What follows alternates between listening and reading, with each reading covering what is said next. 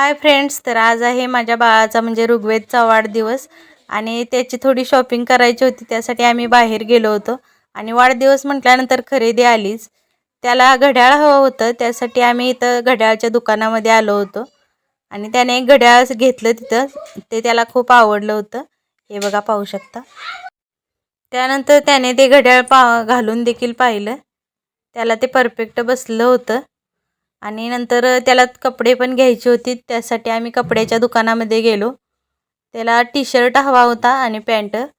मग त्यानेच तो चॉईस केला. हा टी शर्ट त्याला आवडला, त्याने घालून देखील पाहिला आणि त्याला छान दिसत होता तो. इथं त्याची कपडे आम्ही घेतली. इथं कपड्यांच्या दुकानात पण आमचा बराच वेळ गेला, कारण सुरुवातीला त्याला कुठलीच कपडे पसंत येत नव्हतीत. नंतर त्याने ही कपडे पसंत केलीत. त्यानंतर आमची जी काही बाकीची कामं होती ती आम्ही उरकून घेतलीत आणि आमची सर्व कामं झाल्यानंतर आम्ही रिक्षात बसलो आणि घरी जायला निघालो. आणि ऊन पण खूप लागत होतं. ऋग्वेदने लस्सी घेतली होती आणि तो रिक्षातून बसूनच लस्सी पित होता. हे सगळे आमचे ऋग्वेदचे मित्रमंडळी आहेत. संध्याकाळी ऋग्वेदने त्यांना घरी बोलवलं होतं वाढदिवसानिमित्त आणि हे सगळे त्याचे मित्र घरी आले होते. आणि इथं आम्ही हा केक देखील आणला होता. आता केक कापायचा होता त्या अगोदर आम्ही प्रार्थना केली ऋग्वेदसाठी, कारण आजपासून त्याला एक नवीन वर्षात तो जात होता. त्यासाठी आम्ही ऋग्वेदसाठी प्रार्थना केली. आणि आपल्या मुलांना देवाने आशीर्वादित करावं ही प्रत्येक आईवडिलांची इच्छा असते. आणि ऋग्वेदचा देखील देवाने आतापर्यंत खूप चांगला सांभाळ केला आणि इथून पुढे देखील असाच देवाने त्याचा चांगला सांभाळ करावा यासाठी आम्ही त्याच्यासाठी प्रार्थना केली.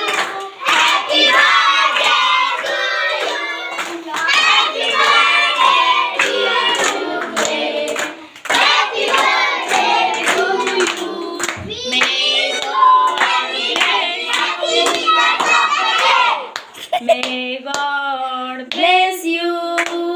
May God bless you. May God bless you. Cake कापून झाल्यानंतर आम्ही सर्वांनी ऋग्वेदला असा केक चारला. हे बघा, त्याची छोटी मित्रमंडळी देखील आलेली होती इथं.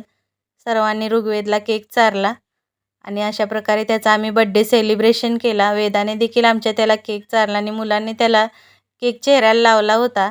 आणि संध्याकाळी जेवणामध्ये आम्ही ही बिर्याणी केली होती.